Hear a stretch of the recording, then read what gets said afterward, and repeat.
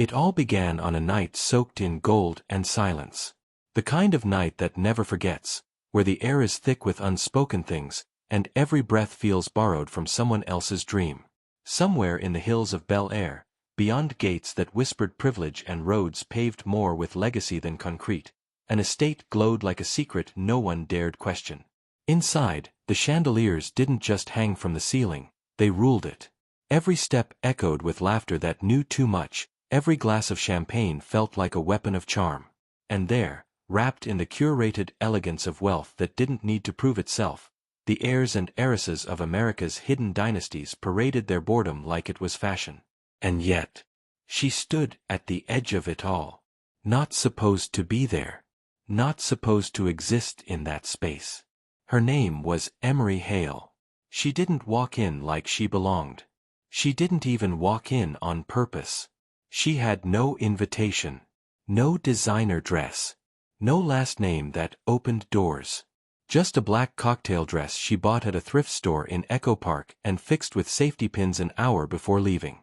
A pair of heels that bit her ankles like guilt. And a ride she caught with someone who thought she was someone else. And maybe that's all it took for the night to begin bending. Because sometimes, the greatest stories start with a mistake so believable it feels like fate in disguise. She arrived thinking it was a fundraising event, an open bar gallery auction hosted by a local non-profit. Her roommate had said it casually, "Just go, it's free food and rich people art.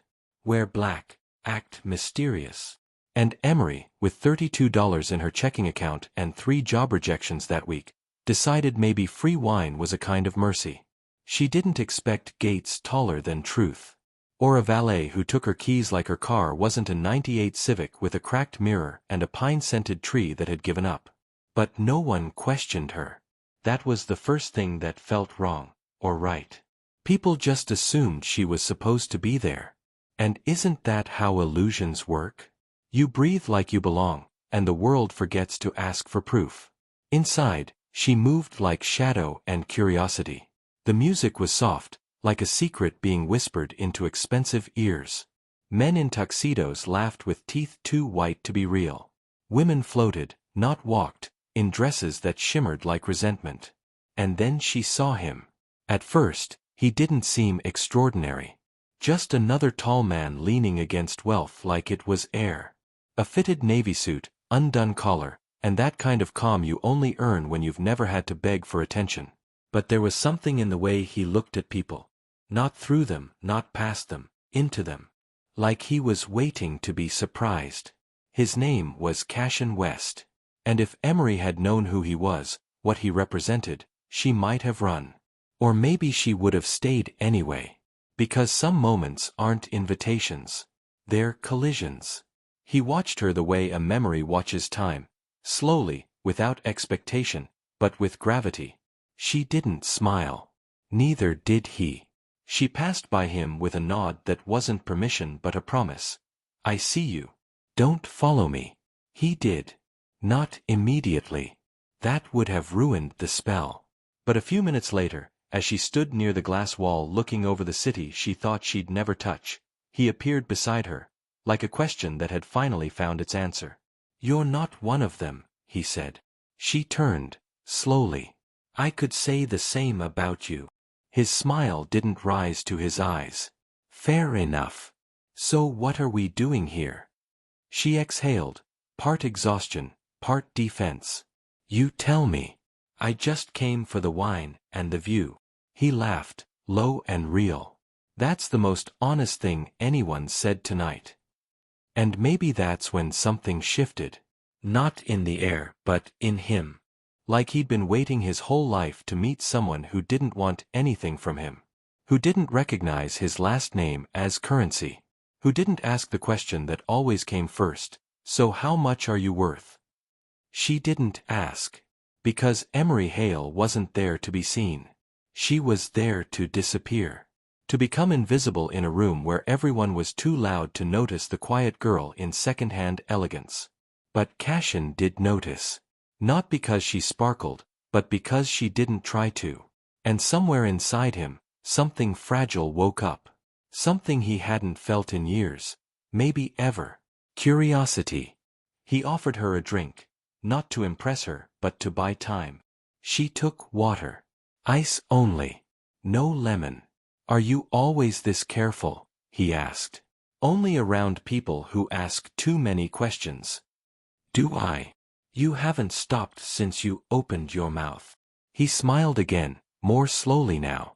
Not the kind of smile that tries to convince, the kind that surrenders. They talked about everything and nothing.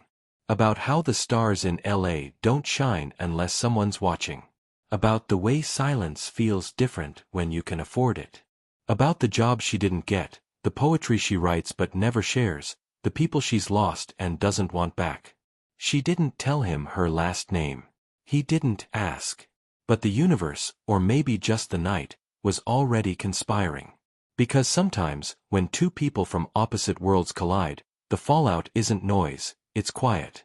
Deafening quiet. The kind that makes you forget everything you were before it. She was about to leave.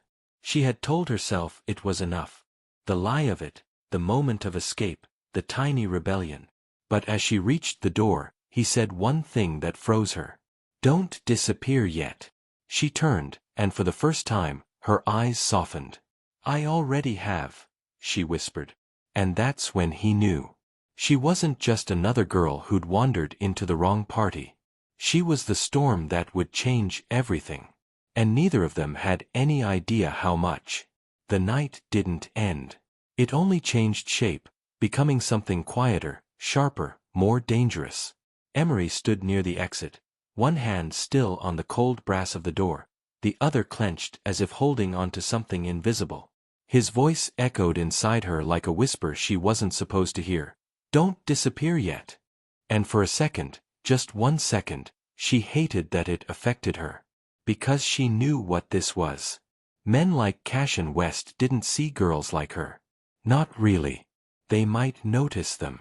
They might be drawn to the difference, the unpredictability, the rawness that luxury never teaches. But see, truly see, that was something else. And that wasn't safe. Still, she turned around. Still, she walked back. Not because she trusted him, but because a part of her had forgotten how it felt to be noticed without being judged, desired without being owned. And maybe that was the most dangerous kind of hunger. The kind that doesn't scream. The kind that waits. Cashin was no fool. He didn't press. He didn't ask her to stay. He simply offered his presence, like a chair pulled out at a table she hadn't realized she was invited to. They ended up near the garden, away from the noise, under a sky that felt too expensive to be real. There was a stone bench, barely touched by the lights from the house, and for a while they said nothing. It was Emery who broke the silence. You're not like them, she said. Cashin tilted his head. Them. The ones who were born knowing they'd never have to apologize for existing. He exhaled through his nose. That's a loaded statement. It's a loaded house. He chuckled, but there was something dark beneath it. I've been in this world my whole life. I still don't feel like I belong in it. Emery narrowed her eyes. Says the man wearing a watch that could pay off a year of rent in Inglewood. Cashin looked down at the Rolex. It was a gift. From a father who thinks time can be bought. Her expression softened. Just a little. You really don't want to be him, do you? He shook his head. I don't even want to be me most days. And there it was. A crack in the marble. A pulse beneath the armor. The admission of a man who'd been fed with silver but starved of something far more human, the right to be broken. Emery leaned back, folding her arms. So what are you doing here, Cashin West? He glanced toward the house, toward the glowing windows, the golden laughter, the legacy he was chained to. Trying not to drown in a sea I never asked to swim in. She looked at him for a long moment. Then said, maybe you just need to stop pretending it's water. Silence again. But this time, it wasn't awkward. It was thick. Heavy with the realization that neither of them had expected the other to matter. And now, somehow, they did. That was when the first voice cut through the night like glass on skin. There you are. It came from behind them, sharp and honeyed, the sound of entitlement wrapped in perfume. A woman in a red dress appeared, glittering and furious. She was beautiful in the way people pay to be. Her heels stabbed the grass with each step. Her smile didn't reach her eyes. "Cass, I've been looking everywhere for you," she said, looping her arm through his like she'd done it 1,000 times before. Cashin stiffened. Just slightly. Then turned. "Emery, this is Madeline." Emery stood slowly, keeping her face neutral. Madeline didn't offer her hand. Just a look. The kind that evaluates, labels, discards. "I didn't know you brought a +1, she said with a tone that could peel paint. "She wasn't invited," Cashin replied, his voice cool, steady. "She came for the view." Madeline's eyes narrowed. "Of course she did." Cashin stepped forward, instinctively placing himself slightly between them. "Madeline and I go way back," he said, carefully. "But that's all history." Madeline's smile sharpened. "Funny. History tends to repeat itself." And then, without another word, she turned and walked away. Her presence leaving behind a cold that didn't belong to the air. Emery didn't move. "I should go." Cashin turned toward her, brows tightening. "You don't have to." She looked at him, not with anger, but with that quiet kind of clarity people only get after they've been let down enough times to stop being surprised. "Cashin, I'm not a puzzle for you to solve. I'm not some wild contrast you can show off to feel deeper. That's not what this is." "Then what is it?" He didn't answer. Because in truth, he didn't know. Not yet.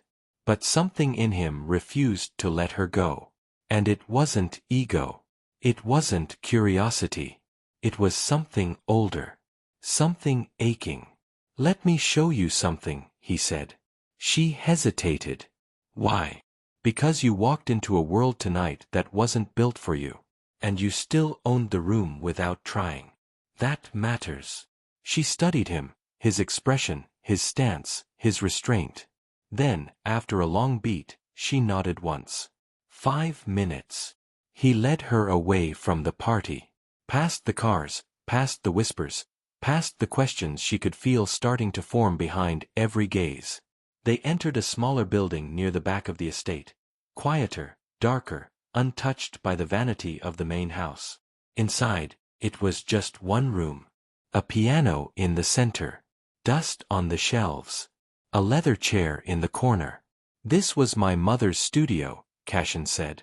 "Before she got sick." Emery didn't speak. She used to say, music was the only place she ever felt honest. Everything else was theater. He walked to the piano, lifting the lid gently.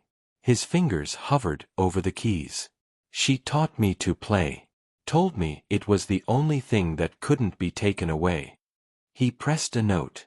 Then, another. A soft melody bloomed into the silence, and for the first time that night, Emery felt something break open inside her, not because of the music, but because of the vulnerability it carried. It was the sound of a man unmaking himself. She sat on the floor, legs crossed, watching him.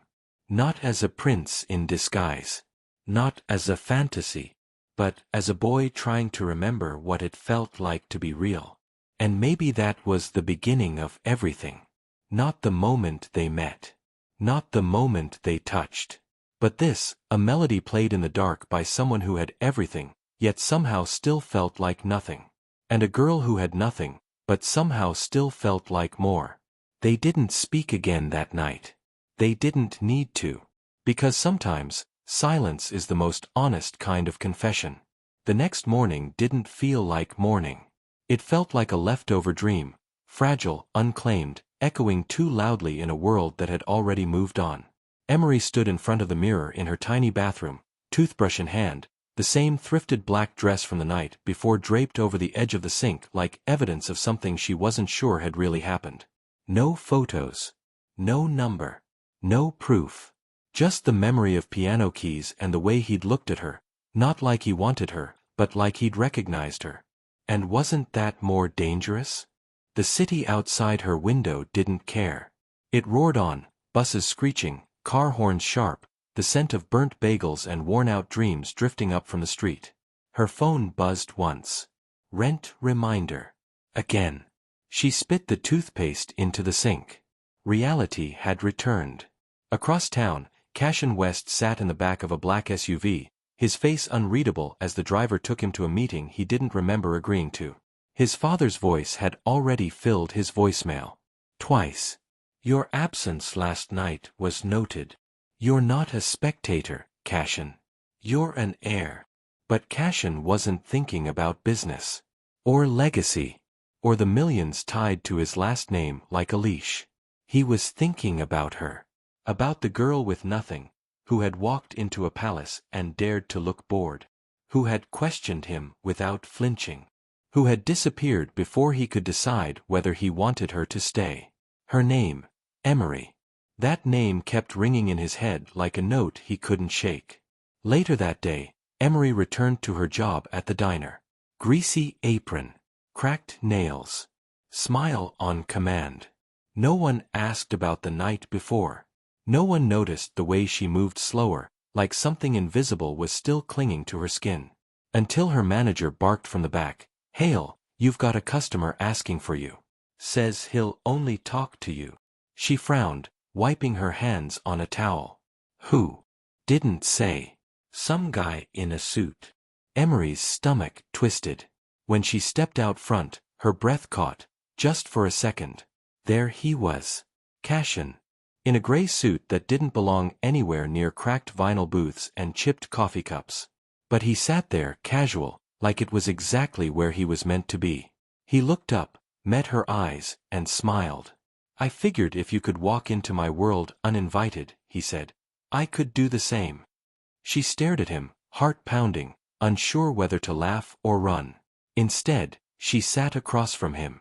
Slowly. Carefully. Like the table between them was thinner than it looked. "You really shouldn't be here," she said. He leaned in, voice low. "Neither should you have been last night. But you were. And I haven't been able to stop thinking about it." Her jaw tightened. "Don't romanticize it. It was a mistake. Maybe. Or maybe it was the only honest thing either of us has done in a while." Silence bloomed between them again, thick, expectant. Then he added, almost like a dare, "Let me see your world, Emery." She blinked. "Why?" His answer was simple. Soft. "Because I think it might be the first place I've ever actually wanted to belong." And just like that, the air shifted again. Because sometimes, it only takes one sentence to crack everything wide open. The first thing Emery noticed wasn't the suit. It was the silence. Cashin's presence in the diner, clean, composed, untouched by exhaustion, was louder than anything anyone could say. And suddenly, the space that had always been loud with clinking dishes and overcooked eggs felt smaller. Watching. Whispering. From behind the counter, Melissa, her co-worker, mouthed, "Who the hell is that?" Emery didn't answer. She just poured coffee into a chipped mug and slid it across the table, her hands steady even though her chest wasn't. "You think you want to belong here," she said, keeping her voice low, "but you don't know what that actually means." Cashin leaned forward, fingers wrapped around the mug like he was trying to ground himself. "Then show me." Emery scoffed softly. "You think this is cute, don't you? That I'm some gritty reality check? A break from your silk-covered boredom." "I think," he said carefully, "that you're the first person who hasn't treated me like an asset or a threat." That shut her up. For a moment, they just stared at each other, and it wasn't romantic. It was uncomfortable. Heavy. Real. She broke the tension by standing. "I have tables." But as she walked away, her eyes lingered on the back of his head, just for a second. Because part of her wanted to believe him. Later, during her break, she stepped outside to smoke a cigarette she didn't even want. Just something to fill the space. To control the shake in her bones. He followed. Not close. Not intruding. Just There. You always smoke when you're angry, he asked. She didn't look at him. I don't smoke. I pretend to. Makes people leave me alone. Cashin smiled. Clever. It's not clever. It's survival. He nodded slowly. Teach me, then. She finally turned. Teach you what? How to survive without money. There it was, the edge. She took a long breath. Okay, rich boy. First lesson? No one owes you a damn thing. Not attention. Not patience. Not space. Even if I'm trying. Especially if you're trying. People don't get rewarded just for not being awful. Cashin didn't flinch. He just absorbed it, like someone finally giving him the truth he'd never earned. And for a moment, Emery saw something she hadn't expected. Hurt. Not the dramatic kind. The quiet, real kind. The kind of pain that builds behind years of applause that never meant anything. She softened. Just a little. You don't know what it's like to not be chosen, she said. I've been invisible my whole life. Until last night. And now. You show up here like it means something.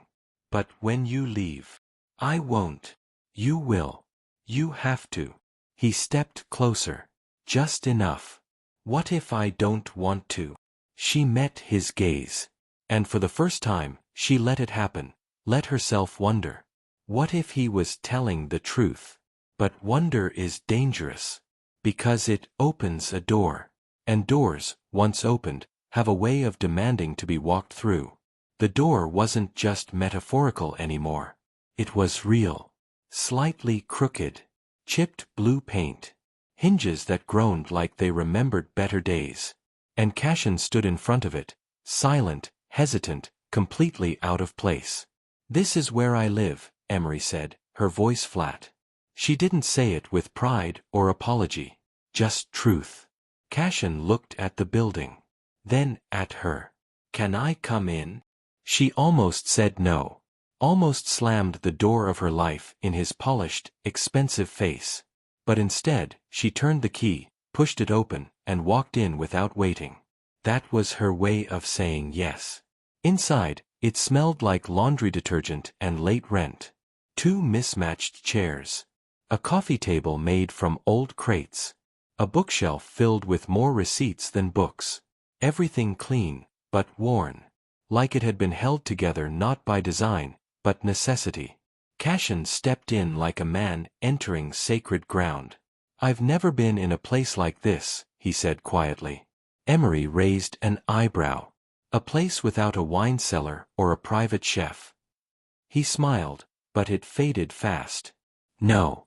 A place that feels lived in. She dropped her bag onto the floor. Don't romanticize it. I'm not. I don't know what it feels like to earn comfort. Everything in my life has always been waiting for me. Already softened. Already arranged. And you resent that? I envy you. She laughed. Not cruelly. Not kindly either. Cashin, you envy me the way people envy storms. From a distance. But even as she said it, she could feel something shifting between them. He didn't sit. He wandered, lightly touching things. A postcard from New Orleans. A chipped coffee mug that said don't talk to me until I've survived today.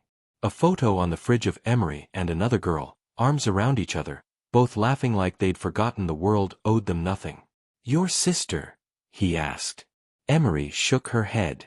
Roommate. Danny. She moved out last month. Found a guy with a steady job and 2 working sinks. You stayed. I always stay. Something in her voice cracked as she said it. Cashin turned to face her. Why? She didn't answer right away. Then. Because leaving never changed anything. You just take the weight with you. The silence between them thickened. And then, without planning it, she sat on the edge of the old couch, knees pulled up slightly, arms resting on her thighs. Cashin followed, careful, lowering himself beside her like the air might break. She looked at him. Tired. Honest. You don't know me, Cashin.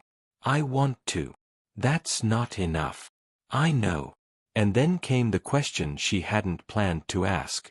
What happens when your world finds out about me? He hesitated. It was all the answer she needed. She looked down at her hands, dry, cracked, real. They won't let this happen. I don't care what they'll let. They own you. He reached for her hand. Slowly. As if asking permission from the silence itself. They don't own this, he whispered. And for the first time since they met, she let him touch her. Fingers interlocked. No promises. No certainty. Just the fragile weight of a connection they didn't ask for. And the quiet terror of what it might cost. It didn't take long for the world to notice. They always notice when something doesn't fit the narrative. 2 days after Cashin walked into the diner, a photo surfaced. Blurry. Grainy. But enough. Him in a booth. Emery standing across from him, one hand on her hip, the other holding a coffee pot. She wasn't smiling. She never did when people were watching. The caption read, Cashin West spotted getting cozy with an unknown waitress in East Hollywood. New romance or PR move. The article spread faster than the truth. By noon, Cashin's phone was on fire. By 2, his father was calling. By 5, Emery's manager was pulling her into the back room. We don't do tabloids here, he snapped. You think the customers want to sip their damn milkshakes next to a scandal? Emery didn't flinch. It's not a scandal. He threw the printed article onto the counter. You think they care about truth? They care about the name. His name. She looked at it, her face frozen mid-turn, Cashin's profile calm as always. The moment was ordinary. Honest. And now, ruined. Take the rest of the week off, her manager said. And pray he disappears before you come back. She walked out of the diner with a silence ringing in her ears. Across town, Cashin faced his own storm. You're not some college kid sneaking out with a bartender, his father's voice boomed across the phone. You're the face of a legacy. Do you even understand what's at stake? Cashin stared out the window of his penthouse, a city stretched beneath him, glittering with things he no longer trusted. I'm not a product, he said. His father laughed. Cold. Final. You were born a product. The only question is how well you perform. The call ended. The silence that followed was louder than the voice had been. That night, they met on the roof of Emery's building. She brought 2 beers. He brought nothing. The city buzzed below like it always had, unaware, uncaring. I lost my job, she said, her tone flat. I figured. They said I embarrassed the place. Like I'm some PR problem now. Cashin didn't respond. She looked at him. You regret it? No. You should. I don't. She stared at the sky. I told you this wasn't your world. I told you what would happen. And I didn't care. But I do, Cashin. He turned toward her, slowly. The lights of the city painted his face in fractured gold. I don't want to disappear again, he said. Emery closed her eyes. But if you stay, they'll destroy me. I won't let them. You don't get to choose that. Her voice cracked then, the first time she let it. Because this wasn't just fear. It was inevitability. This was the truth beneath all their words, all their touches, all the silent promises they were too afraid to speak. They were not built to survive each other's worlds. And yet, Cashin reached for her hand again, the same way he had that night on the couch. Not with urgency, but with surrender. I don't care if they burn it all down, he said. If I lose the company, the money, the name, let it all go. Just don't walk away. She didn't answer. Not with words. She just let her head rest on his shoulder. And for one brief moment, in the chaos of it all, they allowed themselves something terrifying. Hope. But even hope has a price. And somewhere, not far from that rooftop, Someone was already writing the check. The sky broke before the world fez. A thick, quiet rain began to fall. Not like a storm, but like the earth had exhaled. The kind of rain that washes away noise, but not memory. Emery stood alone on the platform at Union Station. No suitcase. No plan. Just a folded note in her back pocket and a city behind her that no longer felt like hers. She didn't say goodbye. Not because she didn't care, but because it was the only way she could. 2 days earlier, a car had followed her home. Not sleek. Not loud. Just black and waiting. And when she walked past it, a man stepped out, tailored, neutral, rehearsed. "I work for the West family," he said. "I'm here on behalf of Mr. West, the elder." She didn't speak. The man continued. "There's concern. About your relationship with Cashin. About the press. About perception." Emery crossed her arms. He handed her a card. "There's a number on the back. Call it, and a transfer will be made to your name. Enough to start over. Anywhere." Her throat tightened. "And if I don't?" He didn't blink. "Then we make things harder." It wasn't a threat. It was a promise. Polished. Clean. Untouchable. She didn't call the number. But she didn't need to. Because Cashin called first. He was frantic. "I just found out. Emery, whatever they said, whatever they offered, don't listen." Her voice was quiet. "It's already started, Cashin. The press, the whispers, the wait. I'll fix it." "No, you won't." His silence cut deeper than any scream. Then, softly, "So that's it." She didn't cry. Not then. Not yet. "I don't want to be someone you have to rescue, Cashin. I wanted to be chosen, not hidden, not defended. Chosen. I did choose you. Then why does it feel like I've already been erased?" He didn't answer. Because he couldn't. And now, here she was, waiting for a train she hadn't checked the schedule for, in a station full of strangers, in a moment that felt like ending and beginning all at once. Footsteps behind her. Fast. Familiar. She didn't turn. Not until she heard her name. Emery. Cashin. Soaked, breathless, eyes wide like he'd just learned what it meant to lose something permanent. "I'm not letting you leave." She faced him. Calm. Quiet. Wrecked. "You're not in charge anymore." He stepped closer. "I don't care what they said. I don't care what they'll take. Let them have everything. But not this." She held his gaze. "Then come with me." It shattered him. Because he couldn't. Not yet.